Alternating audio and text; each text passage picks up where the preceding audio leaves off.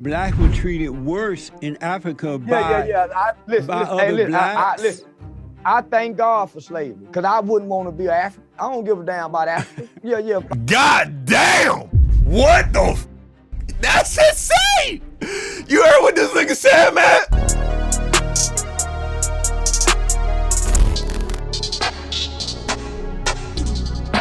Thank God for slavery. Charleston White talks race, God, and more with Jesse Lee Peterson. Video by The Fallen State. You know, we're not going to take this video seriously. This is about to be crazy. Were you ever into your blackness as an identity? No. I was in the bush, what grown folks said. I never had an identity. That's why I played so many different roles. So what do you think about the blacks that are into their identity? They're into being black, their color, and they're using that as an identity. What do you mean they're into being black? You're black. You're black. It is what it is. I mean, you can be ashamed of it or you can be proud of it, but you are what you are. What do you mean be into it? Identity. What do you think about that? They're into whatever their blackness. Into their blackness. Whatever a person identify with, it don't bother me. Right. I identify with what's right, but I relate to what's black. I don't eat white people cooking. They don't cook like me. They don't season their food like me. White people don't put grease in their hair. Okay. So You think it's okay to be into your blackness? Is that the right way to live? Yeah, why wouldn't it be? White people into they white, Mexicans into they Mexican, Right. Chinese into they Chinese. Or does it make it right, though? Yeah, make it right. What do you mean? What do you mean make it right? It just is what it is. I don't. Way. Okay. What you mean? Everybody else is into theirs. Why wouldn't we be Right. in ours? Yeah. Shit, you talking about why? Listen, I ain't with that Dr. King shit. Everywhere I went, and I'm all black, I ain't getting treated like go treat me. But listen, you better identify with your black. Right. And why? What you mean why? Everybody else identify with your black. I know, but Hey, that's Exactly. not right because everyone else doing it. I wonder what Jesse would say if you asked him if he identifies with being a man, if he thinks that's a choice. I'm sure he wouldn't. So why would you think you have a choice in terms of identifying with your cultural background? Red birds, bluebirds identify with bluebirds. Zebras identify as zebras.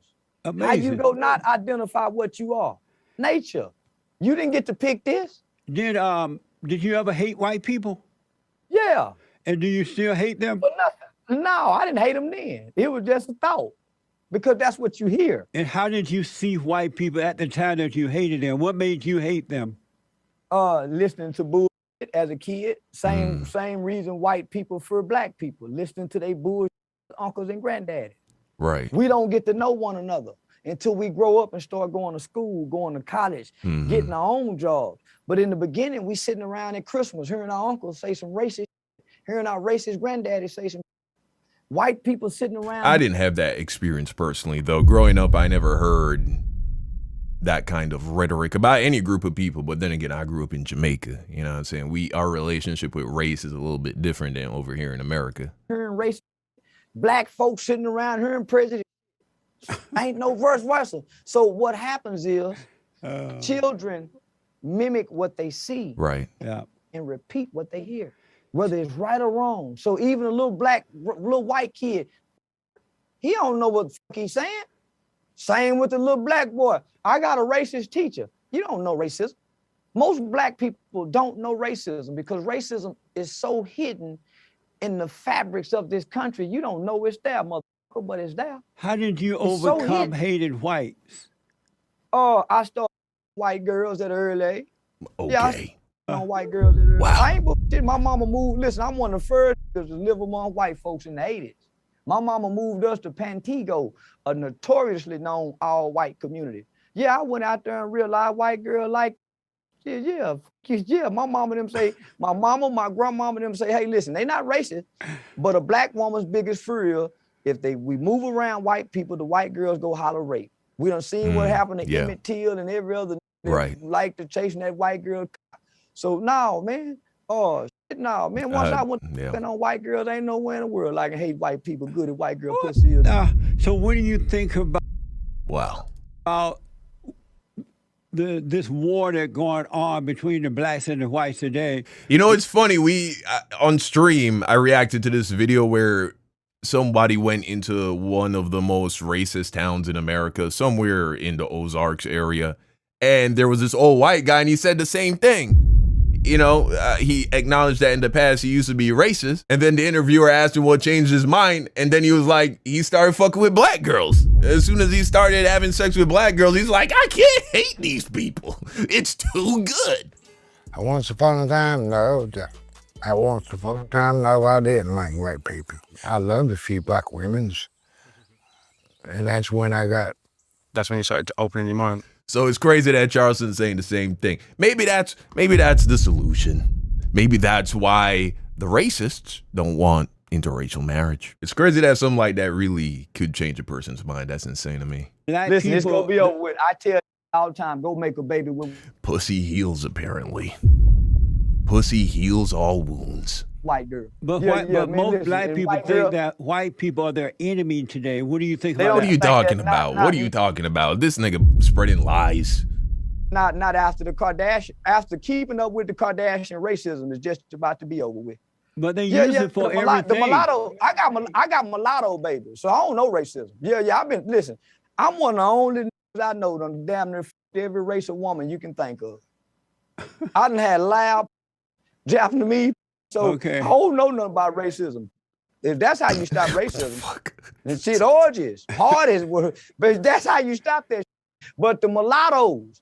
Bro, someone in the comments said when an unstoppable force meets an immovable object. That's exactly what this is. I've never seen Jesse, so he don't know what to do with Charleston. This nigga's so ridiculous. Go save us. Do you believe racism exists? No, not no more. Not after not rap anymore. In Michael Jordan tennis shoes and what's that yellow boy name? Stephen Curry. Do you believe racism ever existed? Yeah, you know it existed. Man, the way they used to ban it, they done. Now Charleston's wrong. Of course racism still exists. Hey, think about this. They used to have a whole doctrine on how to make a slave. Wow. It wasn't no before American slavery. It was Africans and Chinese, but the Nigger, they was made right here in America. And what do you mean by that? So racism exists. Well, they got a book on how to make the slaves. Once they stopped importing Africans into America, right? Once they stopped, no more import and export Africans. Right. Well, the United States of America told the world, y'all can't tell us what we can't have no more slaves.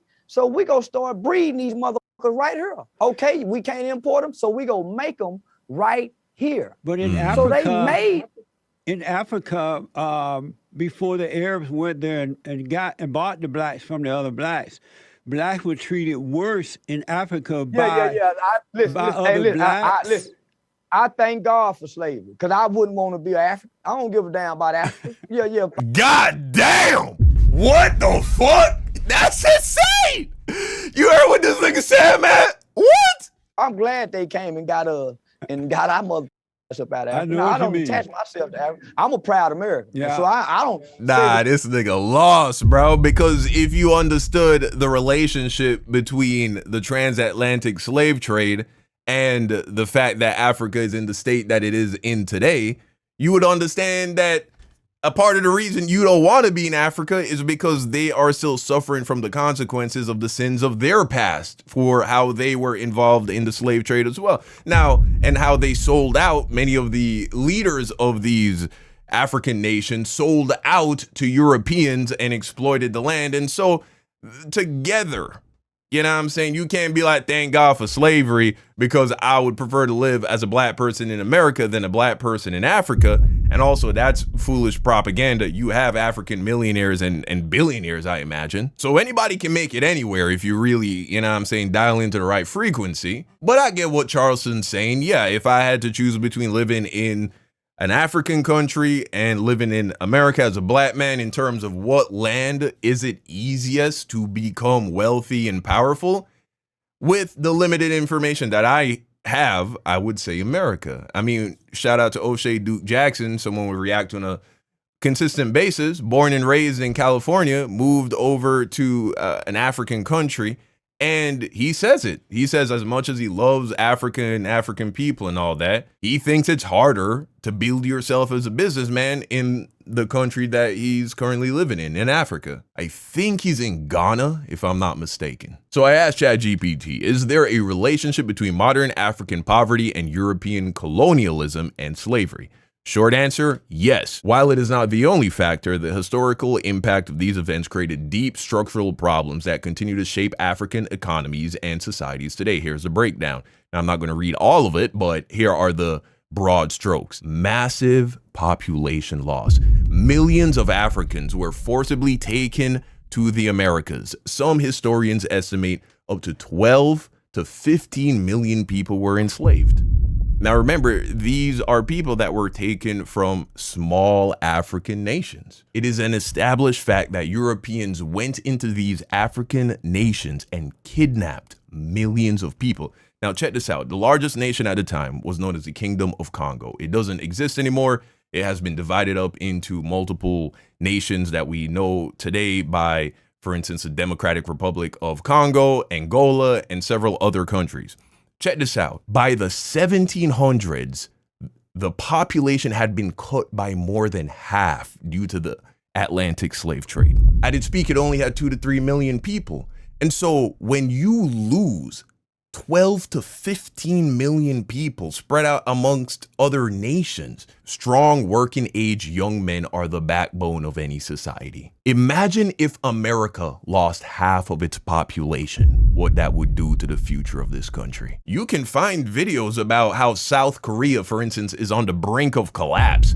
Japan is dying because they're just not reproducing enough to replace their population. Imagine if half of their population was just leached out of the country. Imagine if even just 15% of America's working young men disappeared overnight, what that would do to our society. So that's the 1500s through the 1800s that's happening, right? Then we have colonial exploitation. This is the 1800s all the way up to the 1960s, bro. Literally 60 years ago, European countries scrambled to colonialize these now weakened African territories. Why? Well, you fucking took all their men. You've handicapped their ability to both defend themselves and provide for themselves. And so these white colonial powers come in and seize the territory. Why? So that they could leech the natural resources out of the country. And then with these resources that they've effectively stolen,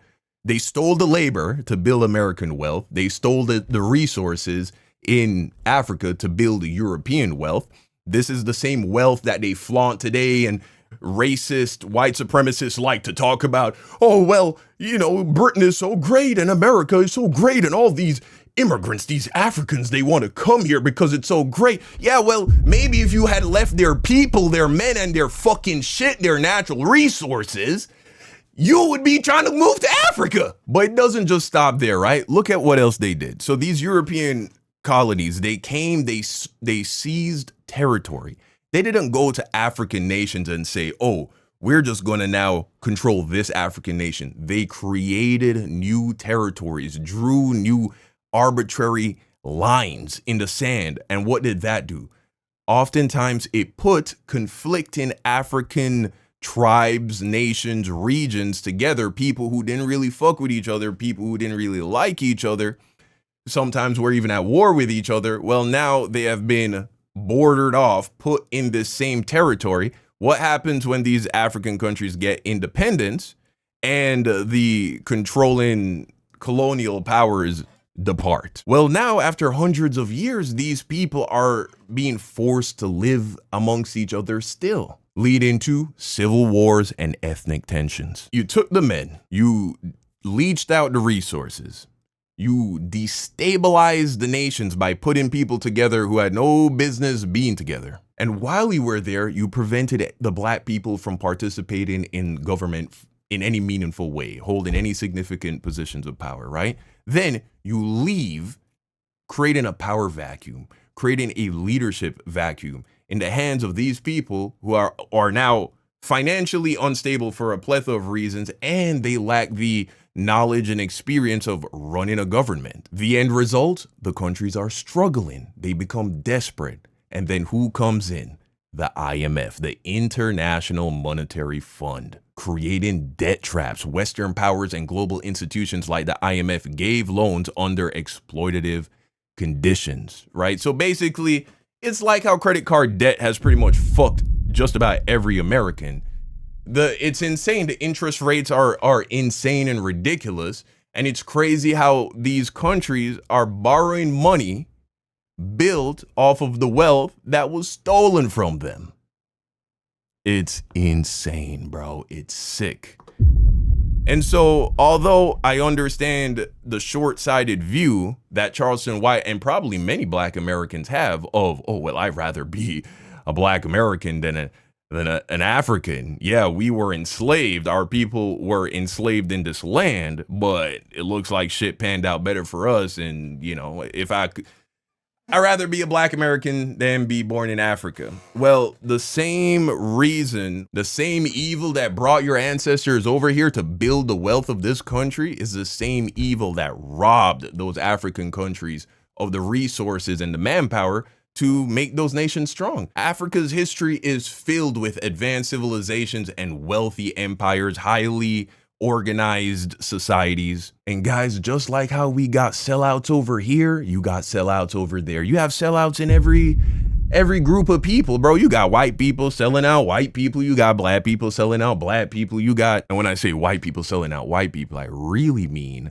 the white politicians that have convinced low-educated, low-class white Americans to vote for a man that ended up fucking them in the end, like Donald Trump, and how this tariff shit and all the kinds of financial decisions that he has made is currently fucking white Americans living in the middle of this country who feed this entire country, the white farmers who are now asking for handouts and socialism and a check in the mail because they're on the verge of bankruptcy because of the policies that were put in place by Trump. Today, Arkansas farmers gathered to share their struggles with staffers from the state's congressional delegation, pleading for Arkansas lawmakers on Capitol Hill and the governor to convince President Trump to provide emergency funding to help them make it to next year. We have to have ad hoc payments right now to make it through this year. If there's no emergency funding this year, there will be 1 out of 3 farmers will file bankruptcy. That's an example of white people selling out white people. And so you gotta understand that. Please do not look down